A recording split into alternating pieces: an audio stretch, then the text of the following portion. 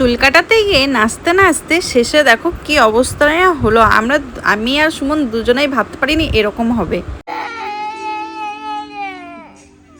Hello, আমি প্রিয়া, চলে এসেছি নতুন একটা ভিডিও নিয়ে। তো আজকে আমি আর নবাব মিলে চলে গেছিলাম নবাবের চুল কাটাতে সেলুনে। তো আজকে তো আমার সাথে কেউই নেই, অন্য টাইমে বাচ্চা থাকে, নাহলে ম্যাফুজ থাকে, নাহলে তুলি থাকে। কিন্তু এইবারে এখন আমি আর নবাব একাই যাচ্ছি, কারণ সবাই সব নিজের নিজের কাজে ব্যস্ত। তো এই যে সেলুনে আমরা চলেও এসেছি, আর বাবু সাহেবকে বলেছিলাম যে তুই একা বসে কাটাবি চুল, কিন্তু না, শেষমেশ এসে আমার কোলেই ওকে বসতে হলো। তো প্রথম থেকে তো বাবু সাহেব খুব ভালোভাবে চুল কাটাচ্ছিলো, একদম এনজয় করে, বেশ সুন্দর নাচ গান সবই হচ্ছিলো। ওখানে গান হচ্ছিলো, বাবু সাহেবের নাচ হচ্ছিলো। হুট করে হঠাৎ এই যে এইখান থেকে ওর শুরু হলো আসল রোগ।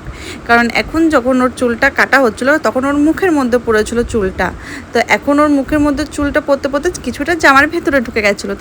তো তখনই ওর কান্না শুরু হয়ে গেল, শুধু বলতে লাগলো আমার জামা খুলো জামা খুলো। তো তারপরে কি আর করা যাবে, শেষমেশে যেমন তেমন করে সুমন সুন্দরভাবে চুলটা কেটে দেয়। তো তারপর তো বাবু সাহেবকে এই যে কাঁদতে কাঁদতেই বাড়ি নিয়ে আসা হলো। আর তারপরে এসে আগে স্নান টান করিয়ে এই যে রেডি করা হয়েছে। তো ভিডিওটা কেমন লাগলো অবশ্যই জানাবে, আর নবাবের চুল কাটাটা কেমন হয়েছে কমেন্ট করে জানিও। টাটা।